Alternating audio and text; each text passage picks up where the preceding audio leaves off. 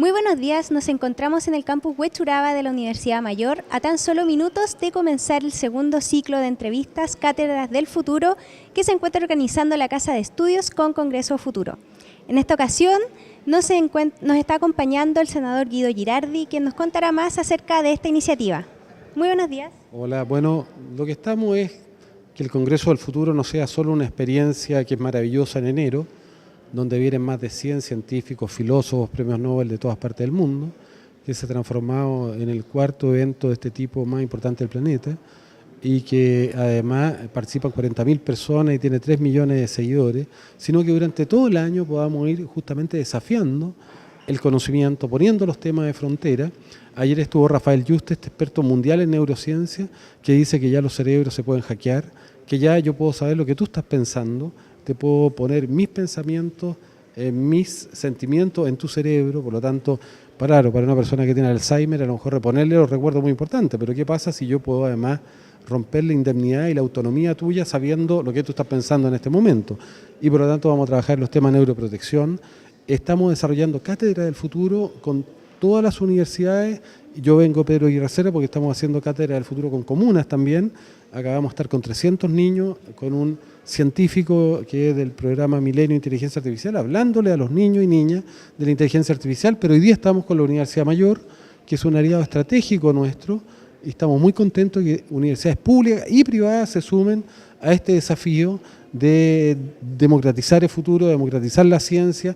Hoy día va a venir un experto, la vez anterior fue el futuro de la inteligencia artificial que hicimos acá, ahora viene un experto que nos va a decir qué va a pasar con la salud de las personas, cómo va a afectar a esta sociedad que se va a quedar sin empleos porque va a ser reemplazado por la robótica, cuáles pueden ser las consecuencias psicológicas, físicas, humanas y del punto de vista social que tiene una sociedad donde el empleo se va a transformar profundamente, donde ya no va a haber seguramente más asalariados, donde una precarización de empleo, pero además vamos a ser reemplazados por los robots. Así que yo muy contento de que la Universidad Mayor abra esta puerta a desafiarnos, a conversar, a traer la ciencia, a traer el Congreso al Futuro de enero, traerlo durante todo el año y particularmente a esta universidad.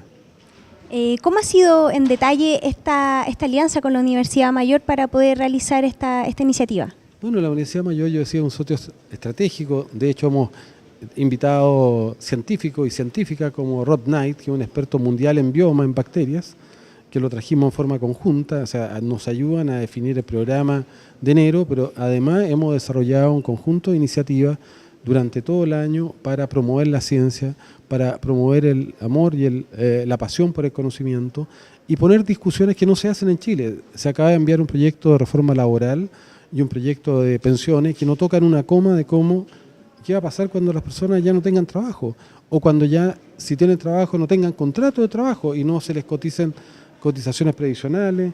O sea, es muy importante que la universidad se haga cargo de poner los debates que a veces lamentablemente las políticas y los gobiernos y los parlamentos no están discutiendo. La universidad tiene un rol hoy día fundamental en aportar, porque la política, y no tiene por qué ser de otra manera, somos analfabetos muchas veces sobre estos temas, pero tienen los instrumentos de cambio, pero quienes tienen el conocimiento y tienen la visión, y debieran tener la visión de lo que hay que hacer y el conocimiento frente a temas muy complejos en la universidad.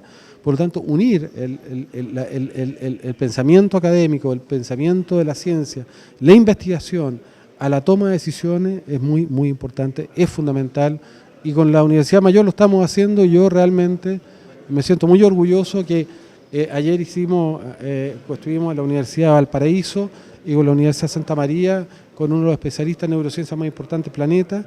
El día lunes estuvimos con el doctor Ignacio Sánchez, la Católica, desarrollando una cátedra del futuro parecida a esta, y qué bueno que sean universidades públicas y privadas, y la Universidad Mayor con la Universidad Autónoma son nuestros referentes principales en términos de universidades privadas, y qué bueno que las universidades privadas tengan un rol público. Esta es una misión pública de ponerse al servicio del conocimiento, ponerse al servicio de la ciencia, y desde la universidad pública también y privada también se puede aportar al país, y la Universidad Mayor es ejemplo de una universidad que quiere salir de sus aulas, que quiere colaborar a las políticas públicas, que quiere colaborar al desarrollo científico, que quiere formar profesionales y profesionales para que le sirvan a Chile, para que hagan un Chile más solidario, más equitativo, más justo. Y yo realmente valoro que esta universidad le dé la importancia que le ha dado este rector y Patricio Manqui particularmente a que podamos desarrollar. Yo fui a la inauguración del año académico de la Universidad Mayor de Ciencias Sociales, me pareció muy interesante que el tema que ellos quisieran poner, el de la inteligencia artificial, cómo va a transformar la sociedad. La inteligencia artificial va a cambiar todo lo que conocemos y que tiene aspectos muy positivos, pero puede tener también consecuencias muy negativas como el monopolizar nuestros datos, el monopolio de la inteligencia artificial y la amenaza también de un control de los seres humanos, no solo de predecirlos, sino de manipularlos, controlarlos, de disminuir la posibilidad democrática de generar un poder más concentrado y por lo tanto de lo que se trata también es tomar los aspectos positivos que tiene la ciencia y tecnología y tratar de regular los negativos. Cuando se hizo la energía nuclear servía para destruir la vida humana y la vida en general o servía para generar una mejor sociedad, para un uso médico, por ejemplo, de la energía nuclear. Y menos mal que la humanidad optó por usar el uso médico de la energía nuclear y no la parte destructiva. En la inteligencia artificial y en el mundo de los datos funciona igual. Los datos son fundamentales, no se podría haber descifrado la partícula de Higgs ni descifrado el genoma humano. Si no hubiera inteligencia artificial no podrían aterrizar los aviones. Puede ser muy útil para, como te decía, si hay una persona que tiene Alzheimer, ponerle o reponerle los pensamientos que perdió, sus emociones, su historia de vida, quiénes son sus hijos, sus parientes, sus nietos, pero también puede ser usada de manera intrusiva para violar tus derechos humanos y la autonomía de tu existencia al saber, por ejemplo, qué están pensando, poner en tu cabeza pensamientos y emociones que tú crees que son tuyos, pero no son tuyos. Entonces, ¿dónde se pone la frontera y dónde se pone el límite? Tiene que ver con políticas públicas, tiene que ver con una dimensión ética y por lo tanto lo que nosotros queremos promover es una ciencia para una mejor vida y no una peor vida. Hoy día incluso estamos en la frontera de la inmortalidad. Podemos ser inmortales, pero es una decisión que no es menor. Matar la muerte es una decisión que no es menor, la tiene que tomar la sociedad, porque es muy distinto un mundo como el que hemos conocido, donde los seres humanos mueren y es parte del proceso evolutivo que va seleccionando a los seres humanos más competentes, a un mundo donde ya los seres pueden ser inmortales. Entonces, son decisiones que, por lo trascendente que tienen, hay otros que plantean que la inmortalidad se va a dar porque tú vas a poder traspasar tu conciencia a un computador y vas a vivir sin cuerpo, sin sangre, sin carne, en una estructura inorgánica, en una máquina. No es ciencia ficción, estoy hablando de ciencia de verdad. Eso puede pasar. Puede haber una inteligencia artificial que supere la inteligencia humana y que el último invento que haga el ser humano sea la inteligencia artificial, porque después no hay espacio para dos inteligencias, ella va a tomar el control de la humanidad. Estos son temas éticos, queremos eso, queremos traspasarle todo el poder a las máquinas, queremos que se termine el Homo sapiens y a lo mejor se continúe con otro ser vivo, pero que ya no va a ser Homo sapiens. Esas decisiones de qué especies queremos ser son los debates que está ocurriendo hoy día y que tenemos que tomarlo, porque eso, la ciencia está ocurriendo. Bueno, muchas gracias por su palabra, senador. Nos quedamos entonces aquí a la espera de que se inicie este nuevo ciclo de charlas Cátedras del Futuro. Nos encontramos en la Casa de Estudios Universidad Mayor y recuerden que pueden seguir la transmisión en vivo a través de latercera.com. En esta oportunidad nos acompaña el vicerrector de investigación, el doctor Patricio Manqui, quien nos contará también acerca de cómo se ha dado esta iniciativa. Muy buenos días. Hola, buenos días. Primero preguntarle cómo nació la idea de crear esta iniciativa de este ciclo de charlas de Cátedras del Futuro. Bueno, dentro de nuestra misión como universidad está la idea de poder efectivamente difundir el conocimiento científico, no solamente que nosotros generamos, pero el conocimiento que se está generando en el mundo y así contribuir al debate público. Y el Congreso del Futuro, y a través de una alianza que tenemos con el senador Girardi, hemos ido trabajando en la idea de poder efectivamente abrir esta oportunidad de un debate sobre temas científicos, sobre temas de tecnología, sobre temas humanistas, con nuestros estudiantes y darle la oportunidad a través de, por ejemplo, latercera.com, mostrarlo a toda la comunidad, de tal forma que vamos a contribuir efectivamente al debate público. ¿Cuál es el principal objetivo de estas temáticas que se tratan en las conferencias? Mira, uno de los grandes desafíos es pensar cómo la ciencia, la tecnología, las humanidades, las ciencias sociales pueden contribuir al desarrollo del país, ¿no es cierto? Y las universidades tenemos un rol muy importante porque estamos generando conocimiento, estamos aportando con data y lo que estamos queriendo hacer fundamentalmente es en temas muy estratégicos de medicina, asociados al trabajo, a economía, a cambio climático, que son los grandes temas que hoy día enfrenta la humanidad, dar nuestra mirada e invitar a la comunidad a la discusión y efectivamente generar estos espacios que son muy enriquecedores para la sociedad. ¿Cuál cree usted que es la importancia de que en nuestro país se hablen estos temas? Yo creo que Chile tiene muchos desafíos y es muy importante que nosotros podamos ir construyendo políticas de Estado, ¿no es cierto? Efectivamente, más allá de lo que ocurre gobierno a gobierno, nosotros tenemos que comenzar a construir miradas de largo plazo. Y para construir esas miradas de largo plazo es muy importante que las universidades sean parte de ellas y puedan aportar desde el conocimiento que están generando, desde la discusión, desde estos espacios de encuentro, ir aportando en elementos que son críticos. Uno de los temas que Chile va a enfrentar es que va a ocurrir en los próximos 20 años. Se estima que hasta el 50% de los puestos de trabajo van a desaparecer. ¿Cómo nos preparamos para eso? ¿Cuáles son los efectos que eso tiene en la sociedad? Son algunas de las preguntas que nosotros desde nuestros centros de investigación estamos intentando responder y de esa forma contribuir al desarrollo de políticas públicas que son políticas de Estado al final. Muchas gracias. Gracias. Seguimos entonces a la espera de que partan estas charlas Cátedras del Futuro. Nos encontramos en el campus Huechuraba de la Casa de Estudio Universidad Mayor. Y recuerden que pueden seguir la transmisión en vivo a través de latercera.com y enterarse de todos los detalles de estas conferencias que ya faltan minutos para que empiecen y puedan conocer todo lo que traen consigo.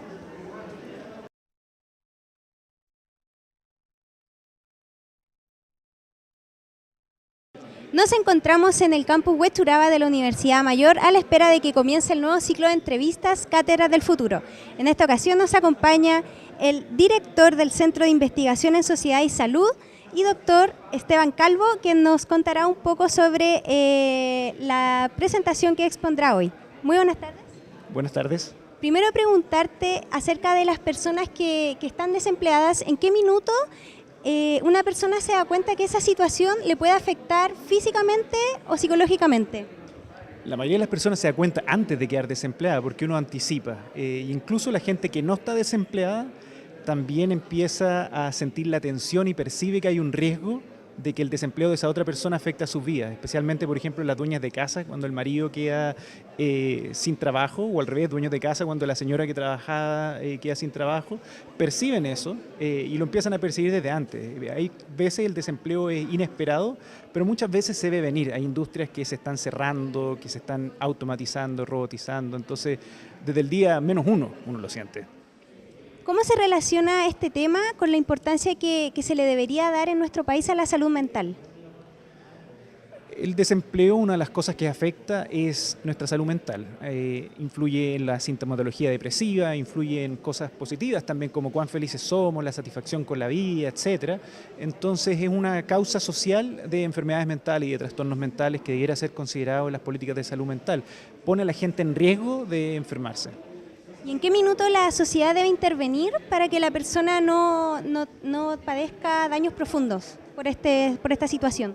Desde el día 1, porque el daño incluso puede ser para alguien que no tendría por qué estar empleado, o sea, un hijo recién nacido de dos padres que se quedan desempleados puede sufrir las consecuencias del desempleo. Entonces, desde el día que uno nace, la sociedad debería estarse preocupando de las consecuencias del desempleo en la salud. Muchas gracias. Continuamos entonces acá a la espera de que comience el segundo ciclo de charlas Cátedras del Futuro y recuerden que pueden seguir nuestra transmisión en vivo a través de latercera.com. Tengan ustedes muy buenos días. A nombre de la Vicerrectoría de Investigación de la Universidad Mayor, les doy la más cordial bienvenida a la inauguración de la versión 2019 de la Cátedra del Futuro. Mi nombre es Nicolás Ocaranza, soy director de investigación de la Universidad Mayor y hoy los acompañaré como maestro de ceremonia. Hoy iniciamos el segundo ciclo de la Cátedra del Futuro que organizamos junto al Congreso del Futuro y nos acompañan en esta jornada el honorable senador señor Guido Girardi, el vicerrector académico, el doctor Víctor Polanco, el vicerrector de investigación, el doctor Patricio Manque y el vicerrector de aseguramiento de la calidad, señor Héctor Meyer. También nos acompaña el decano de la Facultad de Ciencias, el doctor Enrique París. Agradecemos la presencia de autoridades superiores de nuestra comunidad universitaria y saludamos muy especialmente a todos los que nos acompañan a través de streaming por La Tercera. La Cátedra del Futuro es una iniciativa que por segundo año consecutivo la Universidad Mayor organiza junto al Congreso del Futuro que lidera el senador Guido Girardi en su rol de presidente de la Comisión de Desafíos del Futuro, Ciencia y Tecnología e Innovación. Esta alianza se realizó con el fin de debatir en torno a los desafíos de las próximas décadas en distintos ámbitos del conocimiento. A continuación, invitamos a subir al escenario al senador Guido Girardi, quien se dirigirá al público presente.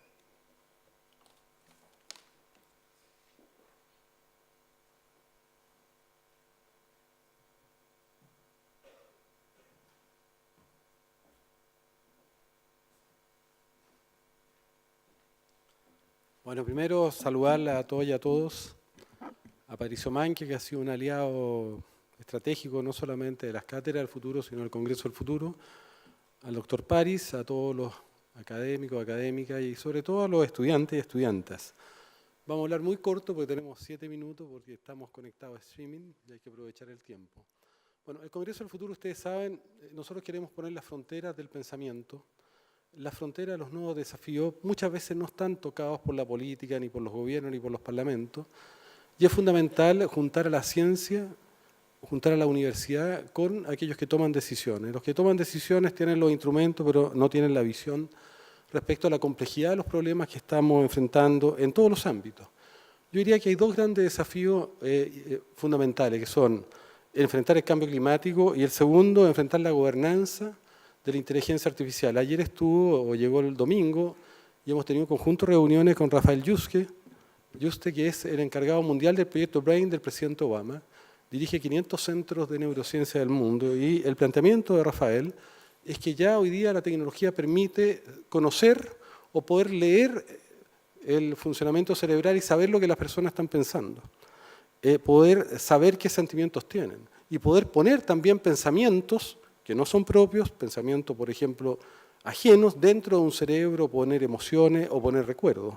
Esto puede tener una finalidad médica maravillosa para un paciente con Alzheimer, que tú le puedes restablecer, restaurar recuerdos, emociones que perdió, pero evidentemente nos plantean un desafío ético de gobernanza, de autonomía de las personas, de libertad de las personas, porque también puede significar el control y la manipulación absoluta. De hecho, vamos a hacer en Chile el primer piloto mundial de neuroprotección, vamos a hacer una reforma constitucional y un conjunto de leyes que transformen los datos neuronales en un estatus distinto.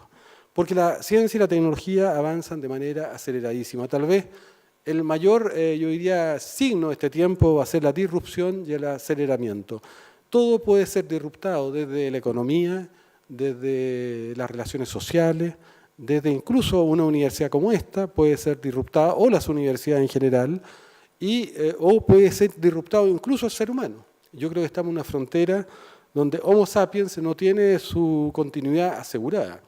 Y por eso que es tan importante todo lo que tenga que ver con inteligencia artificial, todo lo que tiene que ver con neurociencia, porque están indisolublemente ligadas biotecnología, neurociencia, nanotecnología con inteligencia artificial, que están cambiando el mundo. De hecho, Internet, que empezó siendo un espacio de oportunidad, de libertad, uno podría decir que hoy día está totalmente privatizado, porque los datos de todos nosotros están privatizados, porque las plataformas como Google, Facebook privatizaron Internet por su peso. Nadie tiene seguramente un buscador distinto al de Google, porque no existe, porque ya si queremos navegar ahí estamos obligados a hacerlo a través de estos monopolios. Y una de las charlas que se va a hacer hoy día es sobre el trabajo, la salud y el trabajo. Yo creo que es un tema esencial, porque todos los modelos distintos dicen que en los próximos 20 años puede que cambie entre el 50 al 65% de todos los trabajos. Un médico como yo no puede competir con Watson. Se han publicado 25 millones de textos médicos en 1970 a la fecha, y un médico no los puede incorporar, un computador lo puede hacer en un segundo. Y lo que es interesante que hoy día, en la medicina personalizada, en la medicina genética, por ejemplo, un solo cáncer tiene 20.000 billones de datos. Ningún cerebro puede procesarlo, solo puede hacerlo un algoritmo. ¿Dónde va a preferir a qué médico va a preferir un paciente que tiene cáncer ir? O a Google, que te va a resolver eso en segundos. Ya Google es el primer doctor en términos de consulta, o a un oncólogo tradicional. Entonces, vienen muchos desafíos, y eso viene para el mundo de los periodistas, por ejemplo. Ya tú tienes algoritmos que son capaces de hacer una nota de prensa muy superior a la que puede hacer el mejor de los periodistas. O sea, tenemos un desafío mayor, y tenemos que la robótica, por una parte, puede terminar reemplazando mucho de las tareas, incluso tareas más complejas. Estoy hablando de profesiones como la de abogado, la de médico, la de arquitectos. De hecho, un robot tiene la ventaja sobre el humano que trabaja 8.700 horas al año versus 1.700 horas que trabaja un trabajador en Europa. Y además, evidentemente, el robot no se enferma, no tiene licencia médica, no tiene sindicato. Yo siempre he planteado que estar vivo es una desventaja frente a la era robótica, pero también el trabajo puede cambiar porque las plataformas del futuro tipo Uber van a hacer que se modifique todo. En el pasado, los costos de transacción de una empresa les convenía tener personas contratadas y les convenía preocuparse de su salud, de su seguridad social, porque era un factor de productividad. Si estaba sano, si estaba contento, si tenía educación y capacitación, era más productivo. Pero cuando los robots reemplacen a las personas, cuando estas plataformas tipo Uber ofrezcan trabajo por tarea, ya no va a existir la contratación, va a haber una pérdida del mundo de los asalariados y un cambio muy estructural en la estructura y en los sistemas y en el ecosistema del trabajo. ¿Cuáles son las consecuencias de esto? Bueno, se va a referir nuestro sociólogo, experto en epidemiología, pero son múltiples. De hecho, cuando los choferes de Londres se sabían la cantidad de calles que tenía que saber un chofer de Londres, por ejemplo, tenía un hipocampo tremendamente desarrollado. Años después, cuando se introducen a Waze y a GPS, se hacen las mismas resonancias y ya no tienen un hipocampo desarrollado. Han perdido, han atrofiado esa capacidad. Cuando nosotros externalizamos la memoria a un celular, son capacidades de cierta manera aumentadas para esto, pero disminuidas para nosotros, porque dejamos de tener nuestros cableados neuronales para que uno más o menos tenga conciencia. Todos los días el 10% de nuestras sinapsis se van modificando. Entonces, el ser humano requiere justamente de estar involucrado, asociado a un estímulo permanente, porque la plasticidad neuronal, la plasticidad de la vida es fundamental. Y en ese sentido, tal vez lo que vamos a tener que hacer, y sería muy interesante lo que nos va a decir también la investigación, es que tenemos que cambiar el modelo de educación. No nos podemos demorar 30 años en formar un ingeniero. Vamos a tener que hacer lo mismo que la medicina personalizada, una educación personalizada a través de la neurociencia, para poder justamente competir con la inteligencia artificial, dado que los principales recursos del planeta están destinados a educar la inteligencia artificial y los profesores peor pagados del planeta y un laboratorio que tiene 200 años y es arcaico forma la inteligencia humana.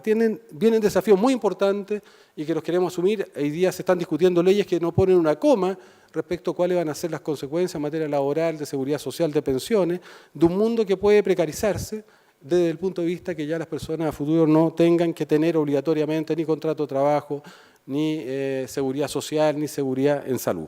Me quedo hasta acá. Quiero agradecerle a la Universidad Mayor, nuestro aliado estratégico, al doctor París, al rector en su nombre, porque a mí me parece muy importante que la universidad con pasión se involucren en los desafíos de aportar al país, de generar o de correr la frontera del pensamiento y desde este espacio intelectual colaborar a construir soluciones para un Chile mejor y para un planeta mejor.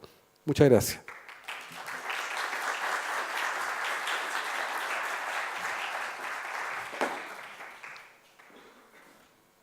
Gracias, senador. Agradecemos mucho sus palabras. A continuación, queremos, para dar inicio a esta jornada, compartir con ustedes un video preparado especialmente para la ocasión.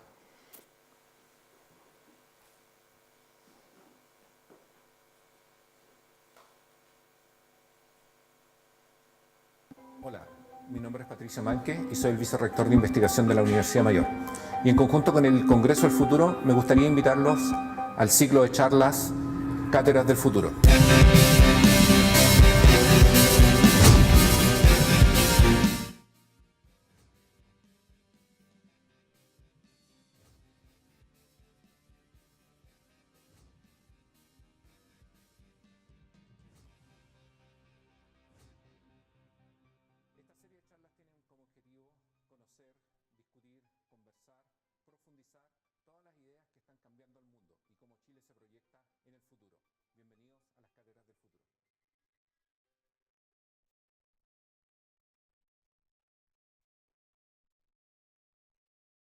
A continuación, el doctor Esteban Calvo, director del Centro de Investigación en Sociedad y Salud y profesor de Epidemiología de Columbia University, Abordará cómo el desempleo se mete dentro de la piel e impacta en la salud mental y física de las personas. El doctor Calvo propondrá cómo y cuándo la sociedad debe intervenir para evitar estos daños a nivel individual y colectivo. Invitamos a subir al escenario al profesor Calvo, que es doctor en Sociología de Boston College y máster de Harvard University. Adelante, Esteban. Gracias.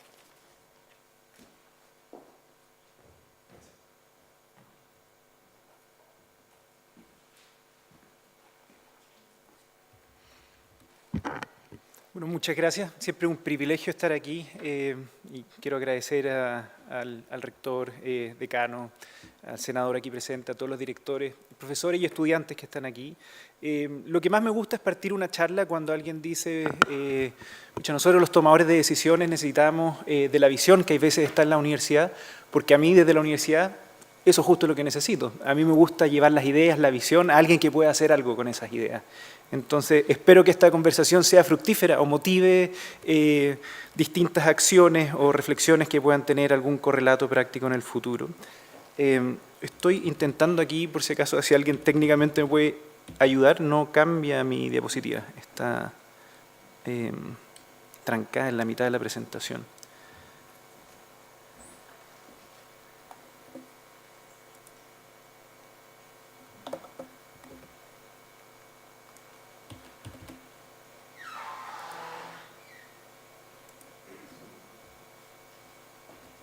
Ahí sí. Muchas gracias.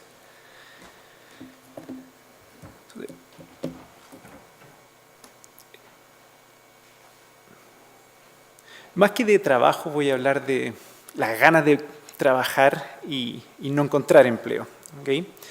Y voy a situar esta presentación en el contexto de cambio tecnológico al que el senador Girardi aludió, refiriéndose al desafío de la inteligencia artificial.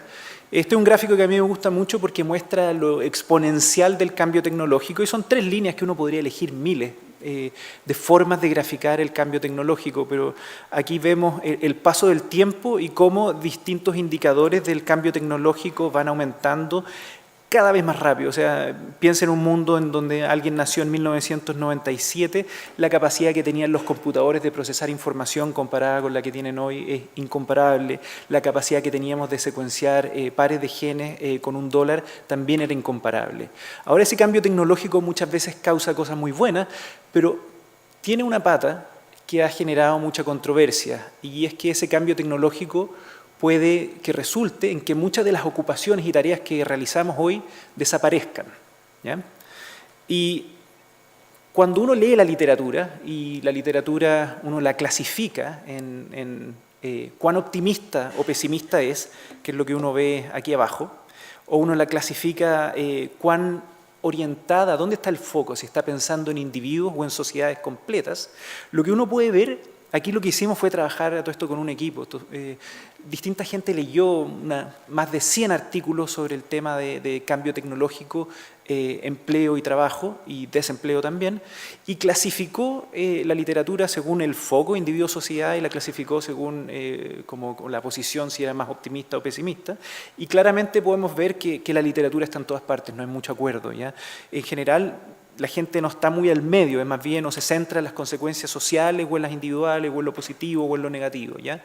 Y las consecuencias que se discuten son muchas, porque por un lado el cambio tecnológico nos puede traer cosas muy buenas, como más tiempo libre. O sea, ¿por qué trabajar 44 horas a la semana si quizás vamos a poder tener robots o algoritmos haciendo algunas de las tareas que realizamos, ¿no es cierto? Quizás podríamos trabajar 40 o 35, no sé.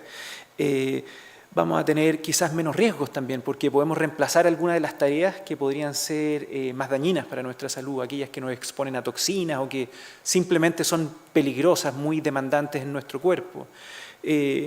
Todo eso puede traer mayor creatividad también, ¿eh? Si estamos más seguros y tenemos más tiempo libre, podemos imaginarnos y inventar muchas cosas, ¿ya? Y esto lo reconoce la literatura. Pero por otro lado, es muy probable que si desaparecen muchas ocupaciones, también haya desempleo masivo. O sea, si el 50% de las estimaciones aquí varían mucho, del 30 al 70% más o menos es lo que dice la literatura, de las ocupaciones que existen hoy, del 100% de ellas, entre el 30 y el 70 debiera desaparecer en las siguientes 2 décadas. Pongamos que el número está por ahí entre medio. Si eso sucede, al menos en el corto plazo va a haber un desempleo masivo, ¿ya? Y eso genera hartos desafíos, desafío de cómo esa gente se reubica en nuevos trabajos. Es muy probable que también, así como desaparezcan ocupaciones, para que no se asusten, van a aparecer otras nuevas también, o sea, van a haber otras cosas en que podemos trabajar. Y otras consecuencias negativas más allá del desempleo podrían ser las consecuencias que el desempleo tenga en la salud. Y a eso me voy a referir en esta charla. Ahora también la automatización y la robotización genera un mundo que a mí me hace recordar a veces el mundo que describía Marx. Marx decía, la sociedad se organiza según quién es el dueño de los medios de producción, ¿ya? Y hoy día, si lo pensamos de nuevo, en un mundo donde va a estar altamente tecnologizado, el dueño del robot o de la tecnología va a poder reemplazar a seres humanos y va a tener un capital muy importante. Entonces, como que a mí me tocó estudiar Marx en el pregrado, nunca más lo ocupé en mi vida, en el fondo. Y hoy día estoy pensando que quizás, si como sociedad no regulamos bien estos cambios, podríamos terminar en un mundo que se parezca mucho a aquel mundo de la revolución industrial que él está analizando. Y uno lo puede ver, o sea, si uno piensa en Uber, la gente que está manejando Uber no está realmente lucrando, está depreciando su auto y salvando un poquito el momento. Los que se están enriqueciendo ahí son los dueños de la tecnología que permitió ofrecer todo ese empleo ad hoc al tiempo y disponibilidad de las personas. Ahora, como les digo, hay visiones más optimistas, más pesimistas, y dentro de la gente que insiste en que esto no va a ser tan malo en términos del desempleo, están sobre todo los historiadores, porque los historiadores dicen, bueno, no es la primera vez que las máquinas o la tecnología nos están desplazando, eso sucedió ya en el siglo XIX. Y también dicen, bueno, ahí vimos las consecuencias negativas que puede tener el desempleo, entonces esto ya pasó. Seguimos adelante como sociedad. Los economistas también dicen, pucha, a nivel microeconómico vamos a tener problemas, a nivel macroeconómico en el largo plazo no debería haber ninguno. Entonces, está bien dividido el debate y eso generalmente sucede cuando estamos hablando del futuro. El futuro es incierto, ¿ya?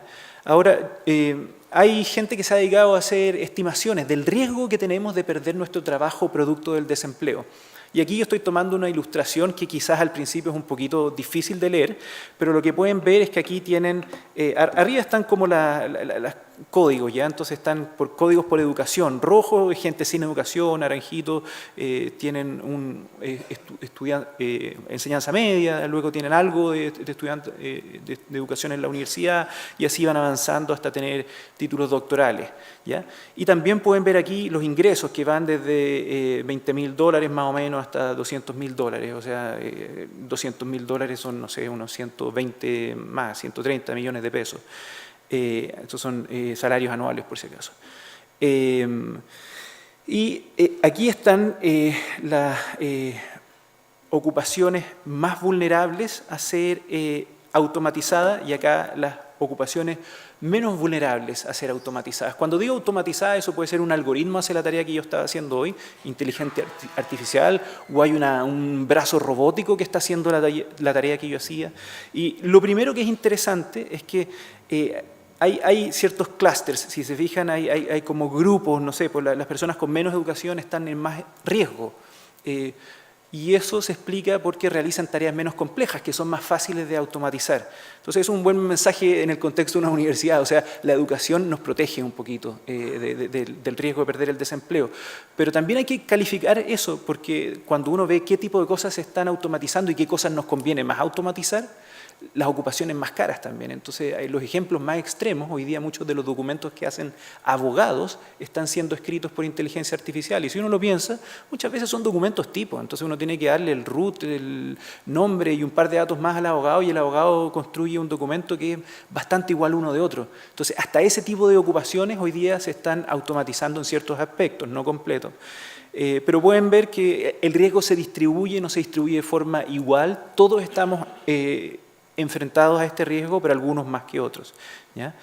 Y nosotros replicamos con los mismos datos que esas personas hicieron, que el punto de partida para toda esta discusión es bastante débil, porque no sabemos cuál es el riesgo real de que una ocupación desaparezca producto del cambio tecnológico. Entonces, ¿cómo se hace esto? Se juntan expertos en distintas áreas a conversar y conversan de qué está sucediendo y para dónde van sus industrias y se llega como a un consenso, ¿ah? De 0 a 100, cuán probable es que desaparezca esta ocupación en el futuro. Entonces, el punto de partida de todos los análisis que les voy a mostrar es una tincada de expertos al final. Ahora, sobre esa tincada de expertos, yo ocupo los mejores métodos estadísticos, etcétera, y ni se los voy a mostrar, pero lo que quiero decir es, el punto de partida de mi información podría cambiar mucho. ¿Ya? Entonces, muchas de las cosas que voy a mostrar me gusta relativizarlas antes de mostrarlas, porque dependo de la calidad de un dato inicial, que es lo que creemos que va a pasar en el futuro y no estamos seguros si va a pasar. Entonces, lo primero que yo me pregunté, esto lo hicimos en Chile, y dijimos, bueno, veamos quién podría perder el empleo en Chile, producto del cambio tecnológico, de la automatización, de la robotización, y dijimos, bueno, veamos a lo largo de la vida. ¿Ya? Yo entiendo que a esta charla hay muchos estudiantes, personas jóvenes, entonces, mira, esto no es un problema necesariamente que afecta a la gente mayor, que está menos tecnologizada. Si se fijan, todas estas líneas son bastante planas. ¿Ya? Lo que me pareció muy interesante, yo me dedico mucho a los temas de envejecimiento y aquí no hay una trayectoria muy clara del riesgo asociado a la edad. Y en cambio, las distintas líneas representan distintos grupos de ocupaciones. Las ocupaciones son como 600 más o menos, dependiendo de cómo las clasifiquemos. Yo las agrupé como en 9, 10 grupos, algo así. Y aquí se nota mejor, ¿ya? Esas son las distintas tipos de ocupaciones y esta es la probabilidad de ser automatizada. 0 quiere decir que no hay ninguna probabilidad, 1 quiere decir que estamos seguros que se va a automatizar. Y lo que presento aquí es como el promedio, porque hay varios tipos de ocupaciones. Estos son como administradores, ¿ya? Y dentro de administradores hay distintos tipos de administradores. Entonces puede haber un gerente de finanzas de una empresa, un administrador de un centro comercial, cosas muy distintas. Y este es el promedio de riesgo de ser automatizado todas esas ocupaciones, y esta es la ocupación más riesgosa y la menos riesgosa dentro de esa categoría de administradores. Y lo que podemos ver es que hay una suerte de gradiente dependiendo de dónde estamos ubicados, en cuál de estos grandes grupos de ocupaciones caemos. ¿Ya?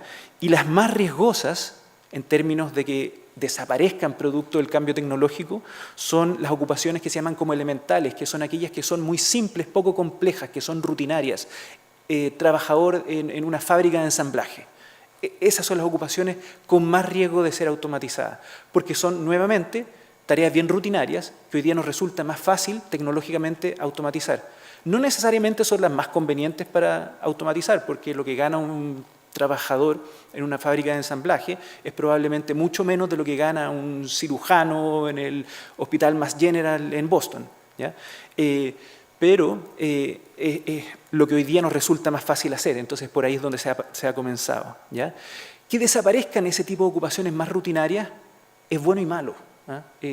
Es malo porque probablemente es gente particularmente vulnerable, sin mucha educación, pero también es bueno porque las ocupaciones rutinarias no nos nutren mucho. ¿Ya? El trabajo es algo que nos puede nutrir cognitivamente, físicamente, a nuestra identidad, a miles de cosas. ¿Ya? Y aquí les voy a mostrar una comparación que se hace en una fábrica de ensamblaje, porque hay muchos estudios que llegan y dicen, mira, los trabajos complejos están asociados a mejores trayectorias cognitivas. Eso es muy importante en un mundo que está envejeciendo. Cada vez vivimos más, alcanzamos los 80 años, entonces enfermedades como el Alzheimer, la demencia, o enfermedades asociadas a deterioro cognitivo, van aumentando mucho en prevalencia. ¿Ya? Y una de las cosas que se asocia a mejores trayectorias cognitivas, a que mantengamos nuestra memoria, nuestra capacidad para procesar información a esta edad avanzada, es cuán complejo es nuestro trabajo. Ahora, los trabajos complejos no se reparten, no son muchos, son pocos. Ese es el problema. Políticamente no nos sirve mucho para la política pública decir, tratemos de que todos los trabajos sean complejos.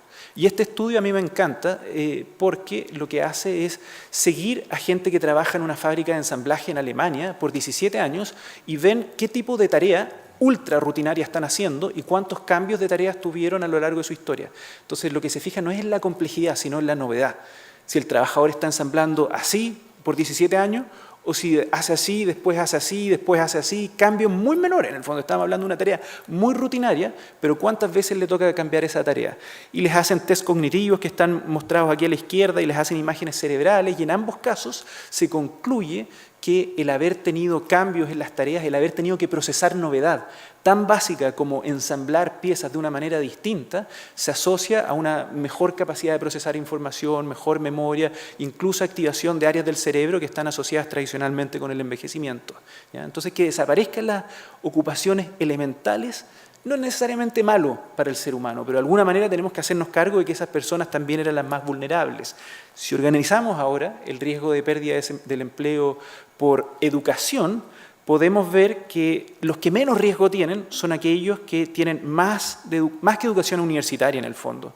O sea, hicieron educación universitaria y un magíster, o sea, hicieron su pregrado y algo más, algún diplomado, un doctorado, lo que sea, se siguieron formando. Esos son los grupos que tienen menos riesgo de perder su ocupación, porque se ubican en lugares que probablemente son más difíciles de automatizar y probablemente también son las personas que realizan las tareas más complejas. Por eso esta idea de la novedad a mí me resulta muy interesante.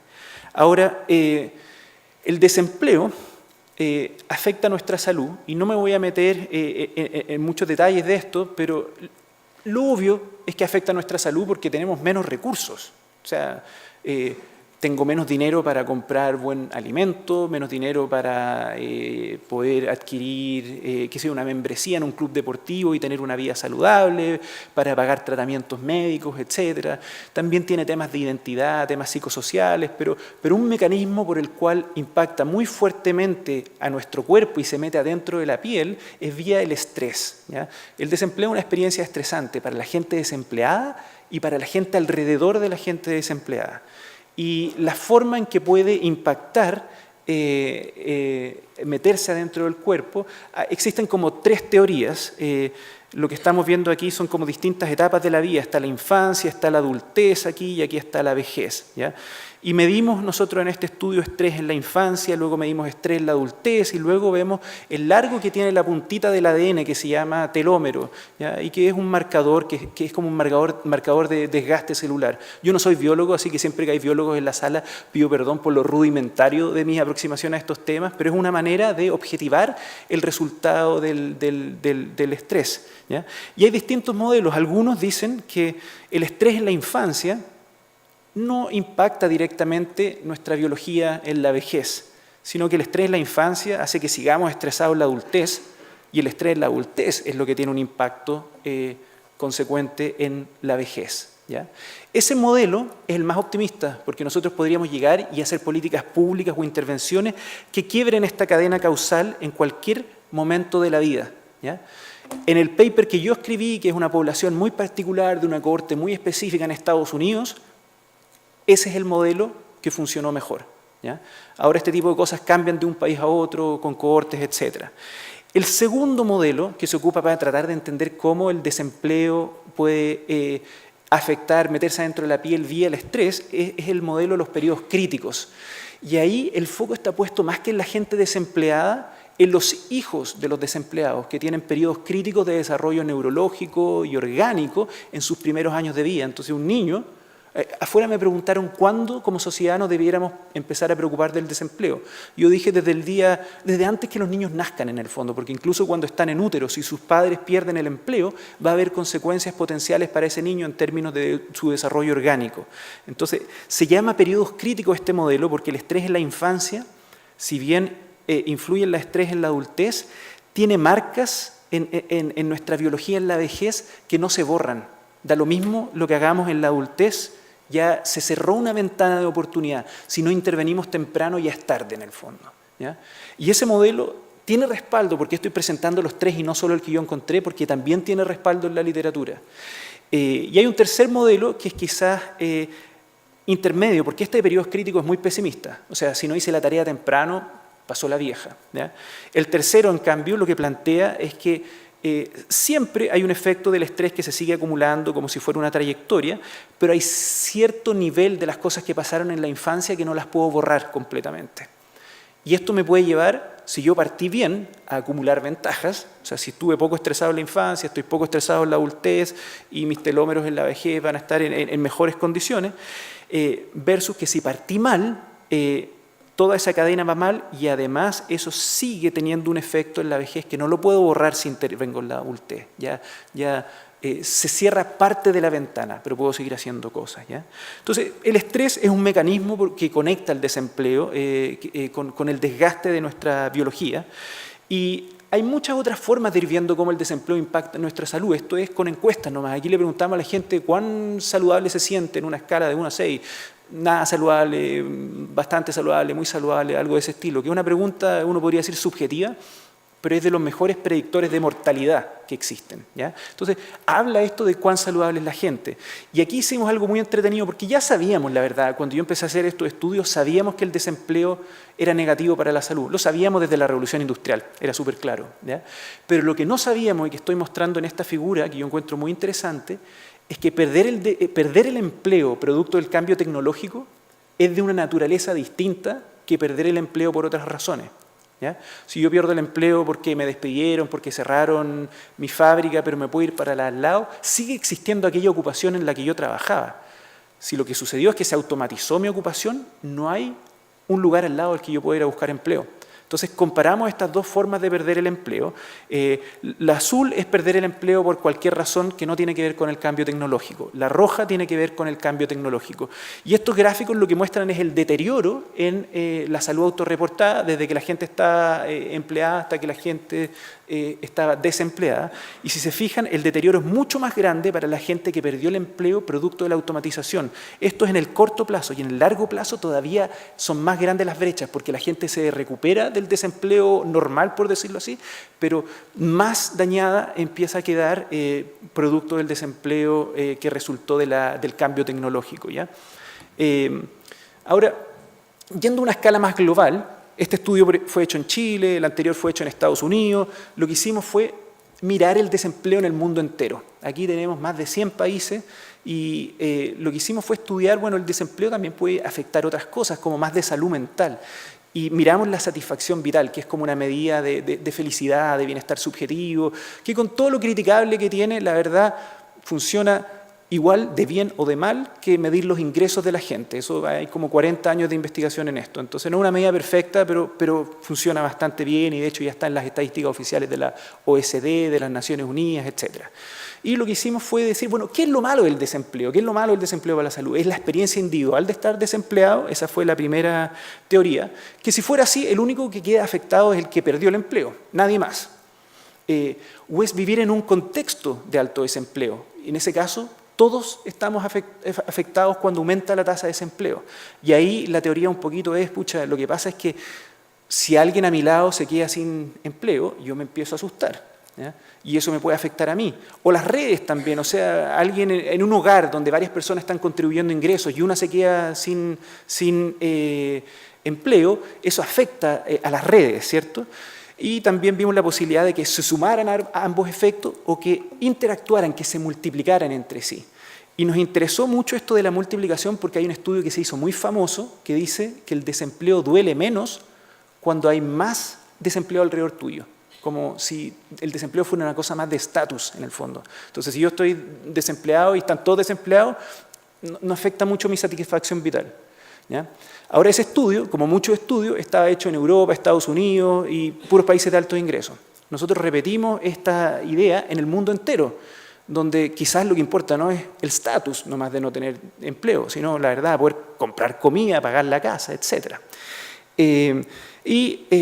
Además dijimos, pucha, el desempleo tiene un efecto que depende con quién comparemos a la gente, porque hay varias alternativas a estar desempleado. Yo me puedo poner a trabajar, es la alternativa típica que uno compara, o sea, bueno, cuán mal andan los desempleados versus el que trabaja, ¿ya? Pero si perdí mi empleo y estoy desempleado, yo me podría poner a estudiar, que es como una forma de retrasar el desempleo. Me meto a hacer un programa de capacitación, bueno, y en 2 meses más me preocuparé, o en 1 año más me preocuparé de este desempleo, porque por ahora me estoy formando. O uno podría jubilarse y un poco enmascarar el desempleo, encubrirlo, decir, bueno, la verdad yo me jubilé, no es que quede desempleado. O uno también podría transformarse en un dueño de casa, que podría ser una estrategia insegura en el caso de que suban mucho las tasas de desempleo, porque mi pareja podría quedarse sin empleo. Entonces dijimos, mira, la película debiera cambiar bastante según con quién comparamos. Y aquí mi presentación se empieza a poner compleja, entonces les voy a pedir paciencia con esta figura, ¿ya?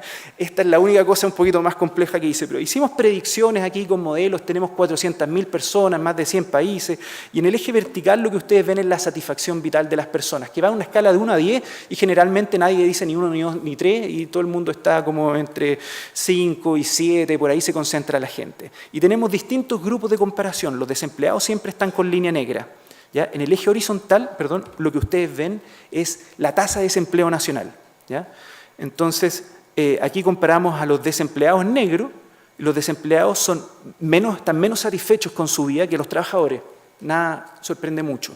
Pero lo interesante es que a medida que aumenta la tasa de desempleo, esa brecha de satisfacción se va aumentando. Entonces se multiplican los efectos. La experiencia individual de estar desempleado duele, pero duele todavía mucho más, nosotros encontramos, cuando la tasa de desempleo es muy alta. Eso en promedio en el mundo entero. Probablemente porque es más difícil todavía conseguir empleo. Y porque si yo me quedé sin empleo, mi pareja se quedó sin empleo, mis amigos, y entonces hay un tema ahí de que se chorrea ese efecto. Ahora, la película es bastante parecida en el sentido que siempre los individuos desempleados están peor que el grupo con que los comparemos, sean los estudiantes en este caso, los dueños de casa en este caso, o los jubilados en este caso, ¿ya? Y entonces vemos que hay una experiencia individual de estar desempleado que duele, pero además vemos que esta es exacerbada porque en todos los casos esta brecha se va agrandando, salvo en el caso de los estudiantes pareciera ser que no les importa mucho la tasa de desempleo, que hace sentido, ¿no? Tiene que ver con edad, entonces no les duele mucho. La diferencia que tienen con los desempleados es porque los desempleados caen, pero los estudiantes, su satisfacción vital no se mueve muy a la par con la tasa de desempleo de nivel país, ¿ya? Pero lo interesante, como les digo, es que hay una interacción entre ambas cosas y eso lo mostré con esta otra figura, pero la verdad, ya explicándola me di cuenta que era re compleja, así que vamos a pasar un poco a las conclusiones más de política pública. Ahora, ¿qué podemos hacer respecto al desempleo? De política pública y de estrategias individuales. Entonces, algo que no es tan fácil observar en las figuras anteriores, pero que se desprende de ellas si uno las mira con mucho cuidado, es que trabajar y estudiar es especialmente beneficioso cuando la tasa nacional de desempleo es alta, ¿ya? Bueno, trabajar no es muy sorprendente, pero que estudiar sea beneficioso es re importante. Y vuelvo un poco a lo que decía el doctor Girardi, o sea, si uno tiene que desaparece su ocupación, tiene que uno empezar a buscar ocupaciones distintas, formarse continuamente para desempeñarse en un mercado laboral altamente cambiable. En cambio, jubilarse funciona bien solamente cuando la tasa de desempleo es baja. Probablemente porque si es muy alta uno le llama jubilación a algo que realmente es un desempleo, ¿ya? Eso yo creo lo que está detrás. Ser dueño de casa no es muy claro cuándo funciona bien, siempre tiene el riesgo de la tasa de desempleo, si aumenta se vuelve una estrategia insegura porque uno un poco depende de que el de al lado tenga trabajo, ¿ya? Entonces hay estrategias individuales, pero también hay estrategias de políticas públicas que podríamos abordar, ¿no es cierto? Y la más obvia es los seguros nacionales de desempleo, ¿ya? De este estudio que nosotros hicimos, lo que más llamó la atención, lo que la gente más citaba y comentaba, es que cuando las tasas de desempleo son altas, toda la población está en riesgo, no solamente los desempleados, ¿ya? Entonces, a partir de eso, mucha gente nos empezó a pedir como consultoría, nos decía, bueno, ¿cómo diseñamos nuestro sistema de desempleo? ¿Cómo lo justificamos? Etcétera. Y nosotros nos dimos cuenta que con nuestros datos podíamos proponer soluciones para personas específicas que vivían en lugares específicos, ¿ya? Porque además de tener datos sobre la tasa de desempleo, teníamos sobre los valores culturales, las creencias religiosas, el capital social de los países. Entonces, podíamos simular un sistema de desempleo para personas específicas, un trabajador, un estudiante, un jubilado, un dueño de casa, etcétera. ¿Cuál es el efecto para ellos en un contexto nacional muy específico también, ¿ya? Entonces, ahí hicimos un poquito de esto que es la política personalizada, contextualizada, ¿ya? Soluciones para personas específicas en un contexto específico. Y lo que nos dimos cuenta es que la literatura dice, bueno, los seguros de desempleo pueden ser una solución muy buena porque aborda el problema a nivel individual, contextual, etcétera. Pero nos dimos cuenta nosotros que la disponibilidad per se de un seguro de desempleo no hacía ninguna diferencia en promedio en el mundo entero. O sea, si yo instauro un seguro de desempleo y lo implemento, un seguro nacional, que es más allá que una indemnización, sino que me paga beneficios por una cantidad de tiempo, eso no es suficiente. Entonces nosotros dijimos, ya, exploremos un poquito más. ¿Qué pasa si miramos la configuración del sistema? Y nos centramos en dos aspectos de la configuración, los beneficios que entrega el sistema y la forma en que se financia el sistema, ¿ya? Y los beneficios pueden tener requisitos de cuánto tiempo yo he tenido que participar en el sistema, cuánto duran los beneficios que yo recibo, si son universales o se los entregamos a gente que califica con ciertas condiciones, si los beneficios son fijos, si son variables. Y también el financiamiento cambia mucho porque esto lo pueden financiar personas, empleadores o el gobierno en distintas proporciones además. Entonces, codificamos toda esta información para más de 100 países, ahí trabajamos, hicimos un trabajo como de historiador en el fondo, viendo la historia de todos los países, y generamos una base de datos muy rica y pudimos ver en el fondo cómo diseñar un sistema de desempleo que funcione mejor en ciertos tipos de contextos. Y nos dimos cuenta que cuando la tasa de desempleo era baja, tampoco importaba mucho la configuración. En cambio, cuando la tasa de desempleo es alta, era re importante tener seguros de desempleo pensados de forma específica. Entonces, que sean cuasi universales o universales, era mucho mejor a que no fueran universales. Que las contribuciones individuales que la gente aportara, eso nos llamó la atención, que la gente aportara al sistema, también se asociaba a un aumento de la satisfacción vital. Y puede ser porque la gente quizás está más consciente de que está protegida. No creo que a nadie le guste mucho y le cause mucha satisfacción pagar contribuciones en el fondo, pero eso permite quizás que la gente tenga más presente que está protegida.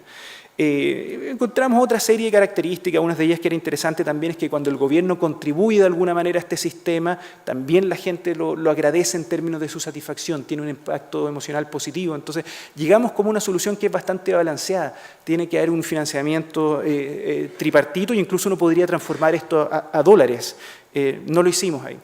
Ahora, si bien estoy hablando de soluciones, hay parte de este problema que al menos mi grupo de investigación y mi centro no hemos podido responder, y que tiene que ver con que cuando nos queremos hacer cargo de este tipo de problemas como de seguridad social, una de las cosas obvias, ya diseñemos un seguro de desempleo, diseñemos programas de educación continua y diseñemos estos programas de desempleo y de educación continua de tal manera que protejan la salud de las personas, ¿ya? Que prevengan las consecuencias negativas que puede tener el desempleo en el estrés, en el acortamiento de los telómeros, en la salud autorreportada, en la cognición, en miles de otras cosas que no les estoy mostrando acá. Pero esos sistemas tenemos que financiarlos de algún modo. Y ahí es donde la realidad chilena en particular y la de muchos otros países latinoamericanos se vuelve muy compleja, porque el trabajo que tenemos acá es muy precario. Entonces, ¿de dónde sacamos esos recursos? Y lo que hicimos aquí lo hicimos inicialmente pensando en el sistema de pensiones. Lo que hicimos aquí fue agarrar a la gente que tenía 30 años, aquí abajo, en 1981, cuando se privatizó el sistema de pensiones chileno. Y los seguimos hasta que tenían 60 años y secuenciamos sus carreras laborales. Que esto a mí me gusta mucho hacerlo, porque las técnicas de secuenciación parten en la genética, pero uno la puede aplicar a la vida de las personas. Y uno puede después visualizarlas como en tipologías de trayectorias laborales, de carreras, ¿ya? Entonces aquí están como lo que significan los colores, ¿ya? Entonces JC significa empleado jornada completa que contribuye al sistema. JP significa jornada parcial, ¿ya? Y si se fijan, solamente el 44% de los chilenos, estos son datos representativos de Chile, que tenían 30 años en 1981, solamente, o sea, menos de la mitad de los chilenos hicieron lo que esperamos que hagan para que el sistema funcione, que es contribuir al sistema, trabajar jornada completa y contribuir al sistema. Entonces, cuando tenemos los debates de, pucha, oye, las AFPs pagan muy poco, nosotros miramos estos datos y decimos, obvio, si el supuesto más básico del sistema es que la gente está trabajando de forma regular por una buena cantidad de años acumulando dinero. Ese mismo problema, esta realidad que no es propia de Chile, es una realidad propia de América Latina, son empleos muy precarios, muchos de ellos informales, no es que la gente necesariamente está en la casa, pero muchos de ellos son autoempleados o simplemente informales, no contribuyen y muchas veces tampoco pagan impuestos. Entonces, ¿cómo financiamos esto? No es un desafío menor y lo dejo planteado para la discusión. Yo creo que ahí voy a dejar la presentación, con esto ya tenemos suficiente. Muchas gracias.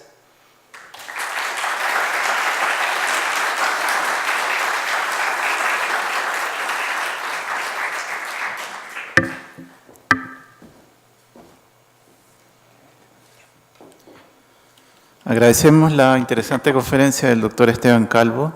Lo invitamos a pasar a un espacio de conversación para iniciar una ronda de preguntas. A continuación, los invitamos a hacer preguntas desde el público presente y también a través de redes sociales. Un monitor se va a acercar a ustedes para que puedan dar las preguntas a nuestro invitado.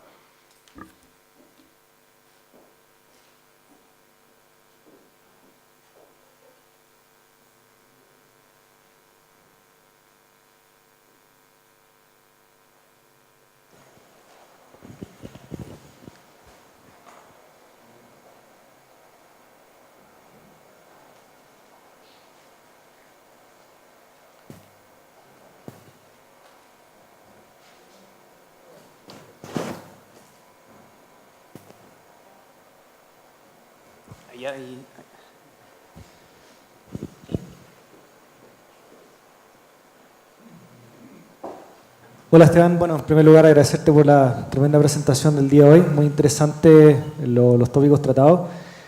Me llama la atención, tú mencionaste, ¿no es cierto?, que en cierta forma la educación nos protege, o al menos así lo dijiste en tus propias palabras durante la presentación, y al mismo tiempo, ¿no es cierto?, en la gráfica que tú mostraste los diversos trabajos, los profesores están dentro de en el fondo, los profesionales que tienen los riesgos bajos de perder, o sea, de no ser reemplazados por automatización, pero tienen los pagos más bajos, ¿no es cierto?, hoy día en términos salariales. ¿Cómo crees tú que estas investigaciones que tú estás desarrollando pueden contribuir a mejorar justamente, por ejemplo, esa revalorización del profesorado en términos de su posición social, digamos, si eso puede tener algún impacto o estos mensajes que tú nos entregas? Yo me imagino, por un lado, muy importante que la enseñanza no se rutinice, que a veces es fácil hacerla, porque a veces las tecnologías educativas nos pueden llevar a hacer un diplomado online donde la clase quedó escrita y queda sentada ahí hasta siempre. Entonces, muchas de las tecnologías de información que son incorporadas al mundo de la pedagogía y la educación pueden tener un efecto paradójico de rutinizar mucho la enseñanza. Creo que esa es una conclusión que para mí es muy clara. Y hay otra, para mí, que tiene que ver no solo con esta investigación, sino con otras cosas que he hecho, que lo que necesitamos, más que revalorizar al profesorado, es cambiar la mentalidad de los profesores. Yo creo que muchas de las carreras de los programas que hoy día enseñamos en las universidades están pensadas para un mundo que ya dejó de ser. Y tenemos que empezar a incorporar expectativas del comportamiento de los estudiantes en la sala de clase, hasta objetivos de aprendizaje que son radicalmente distintos a lo que hemos hecho hasta ahora. Y yo creo en ese sentido que las universidades son un poco más inmunes a recibir ese mensaje que otras instituciones que ofrecen educación, como los centros de formación técnica. Entonces creo que algo que tenemos que hacer y esforzarnos mucho es por escuchar qué es lo que necesitan al final los empleadores. Y si bien las universidades lo intentan, es una relación menos directa. Pero hay un desafío ahí gigante de preguntarle a la gente qué es lo que más le sirvió de lo que aprendió en la universidad o qué cosas le faltaron. Y de mi experiencia ya más personal, yo te puedo contar, no sé, pues yo tengo laboratorios de investigación y que claro, aprenden a hacer estadística, visualización de datos, a ocupar R, Stata, miles de software, distintas cosas, pero el tipo de cosas que hay veces más valoran los estudiantes es aprender a hacer reportes breves y sintéticos, aprender a escribir emails formales y que se entiendan, aprender a trabajar en equipo, aprender a postular a financiamiento, cosas que no necesariamente están en una malla curricular, a menos que uno las meta transversalmente. Y las mallas curriculares, en general, en los programas universitarios, están organizadas en torno a cursos y líneas, pero no muchos objetivos transversales. Y todos estos son objetivos transversales, o sea, uno puede hacer un curso, o sea, imagínate la lata que sería un curso de cómo escribir un email, pero es una habilidad fundamental, ¿ya? Y en algún momento, para aprenderla de verdad, hay que evaluarla, porque si no la evaluamos, la energía de los estudiantes van a estar en la prueba de cálculo o en cualquier otra cosa.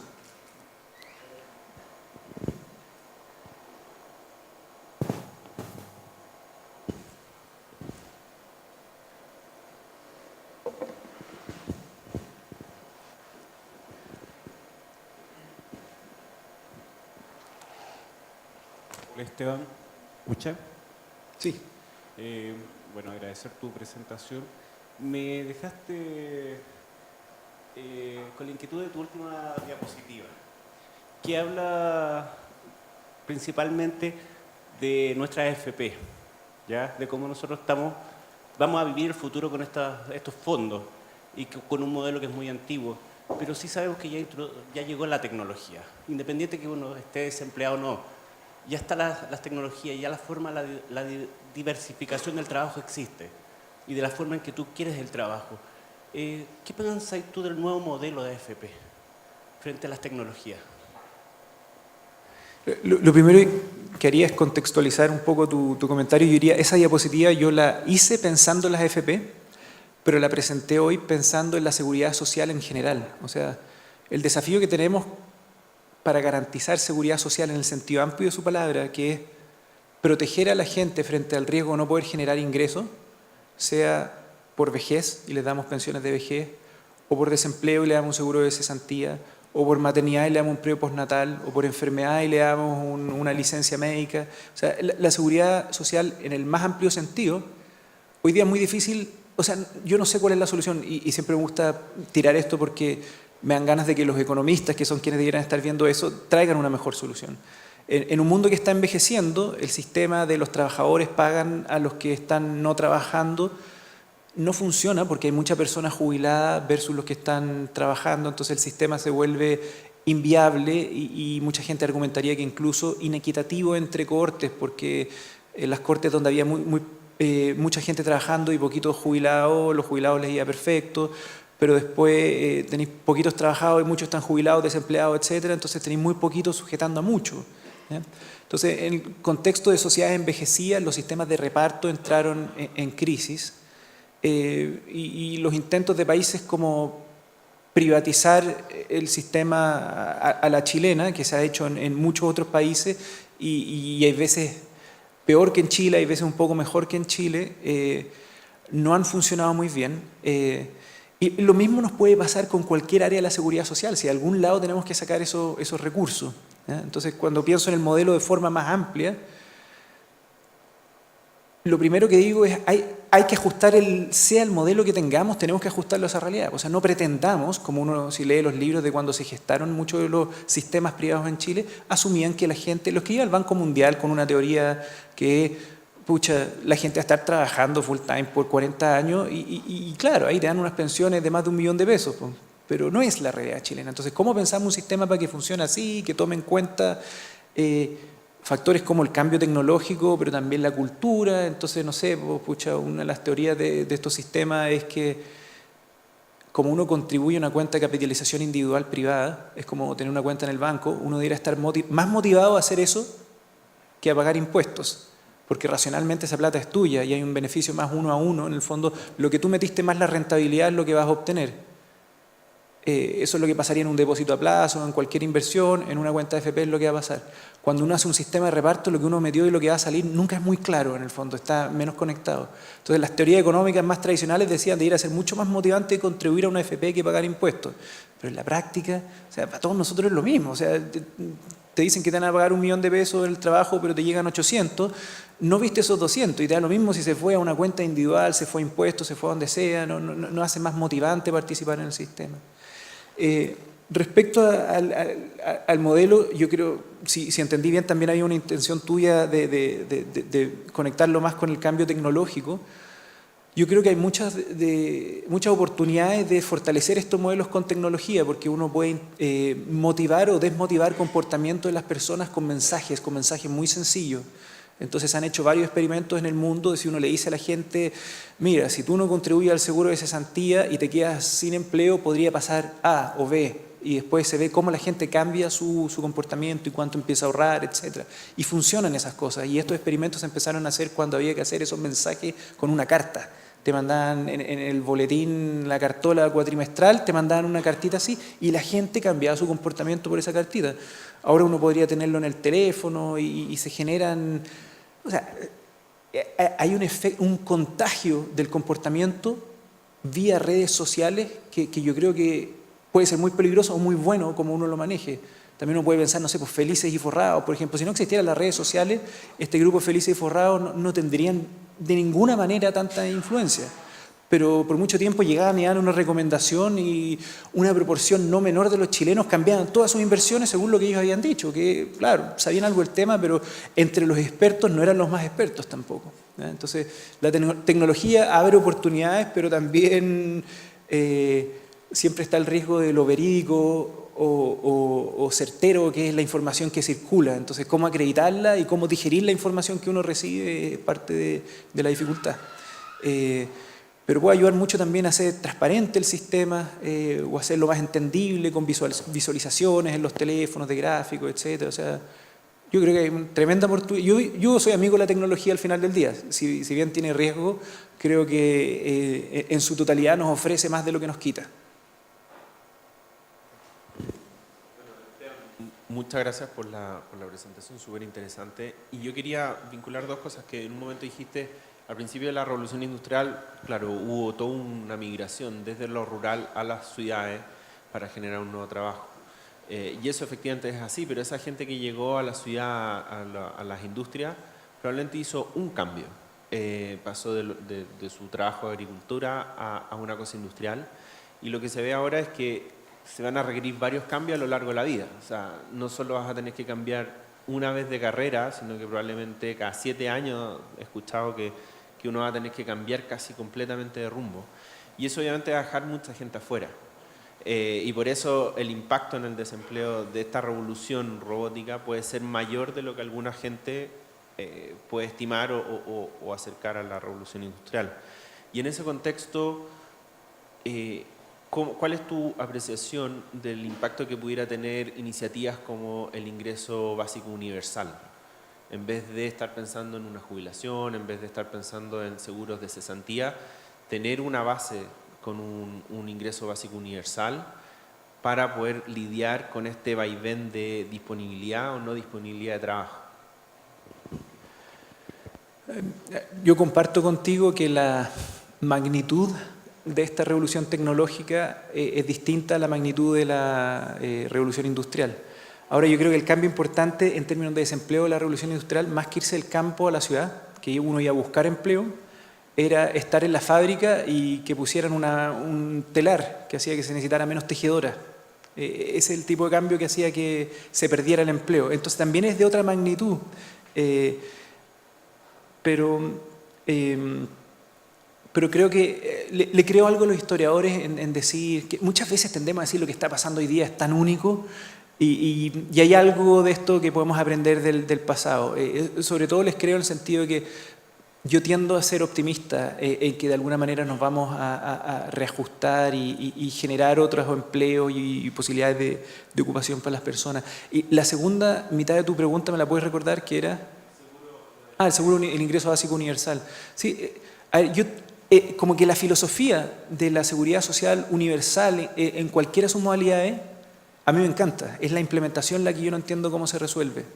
Es de dónde sale ese dinero, porque si la gente está sin empleo, bueno, ¿quién está produciendo ese valor para después poder repartirlo? Entonces, claro, me gusta la idea de pensarlo así, pero quizás si yo tuviera que tomar decisiones más pragmáticas y ver dónde partir trabajando, lo quería a ver más como garantizar un ingreso mínimo universal. Primero vería de dónde sacar esos recursos y empezaría a pensar desde ya, bueno, si alguien empieza a controlar las tecnologías como en una sociedad en la que vivió Marx y hay un dueño de Google, de Facebook, no sé qué, ¿vamos a hacer algo al respecto?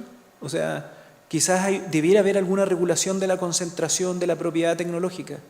Hay muchas de las empresas que yo como usuario disfruto mucho, pero que yo tengo una convicción de que no son buenas para los trabajadores. O sea, Uber es súper cómodo, pero lo que le está pagando a las personas les permite salvar el momento, pero no están calculando la depreciación de su auto. Y el que está ganando mucho ahí son los accionistas de Google, los dueños de Uber. No sé si son accionistas o una limitada, no tengo idea, pero en el fondo son los propietarios de Uber, no los trabajadores. Le veo un beneficio igual a Uber, pero creo que muchos de estos cambios tecnológicos pueden llevar a más polarización, a más inequidad en la sociedad, a menos que los regulemos a tiempo y de una forma creativa además, porque en el mundo de hoy la regulación que habríamos ocupado en el pasado no va a funcionar. O sea, si yo le digo hoy día a Uber, oiga, ¿sabe que usted tiene que pagarle mejor a sus trabajadores porque, o si no, esto es un sistema de explotación y no queremos vivir en la Inglaterra del siglo XIX? Bueno, Uber se va a ir a Argentina, pues. No hay problema, nos va a decir.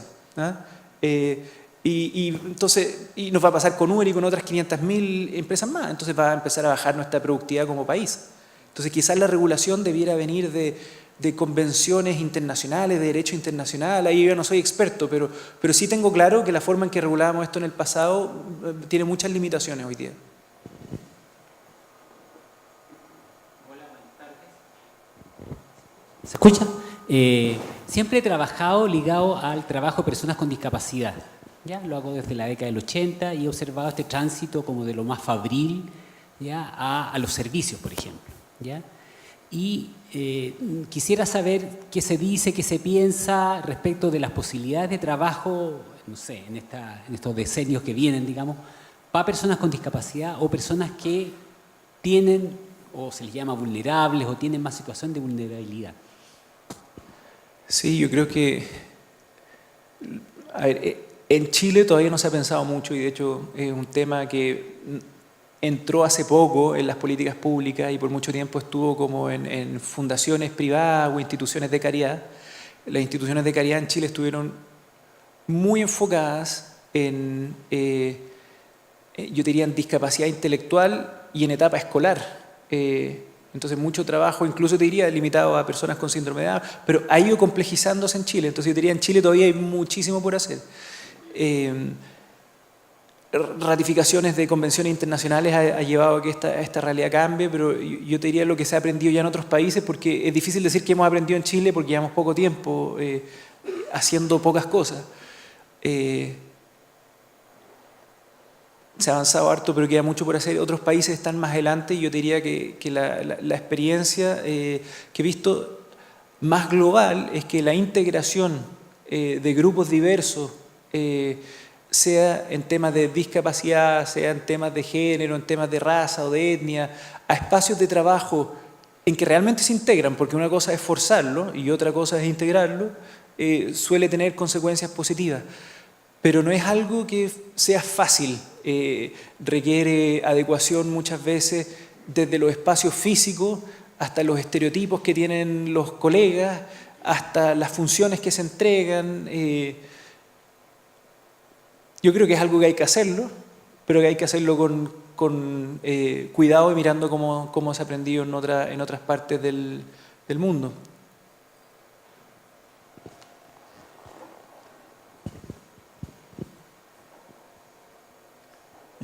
Agradecemos sus interesantes preguntas y de esta manera damos por finalizada la Cátedra del Futuro, organizada por la Universidad Mayor y el Congreso del Futuro. Agradecemos también a todas las personas que siguieron esta conferencia a través de streaming, vía La Tercera, y los esperamos en una próxima cátedra. Los invitamos a compartir un cóctel a la salida del auditorio. Muchas gracias.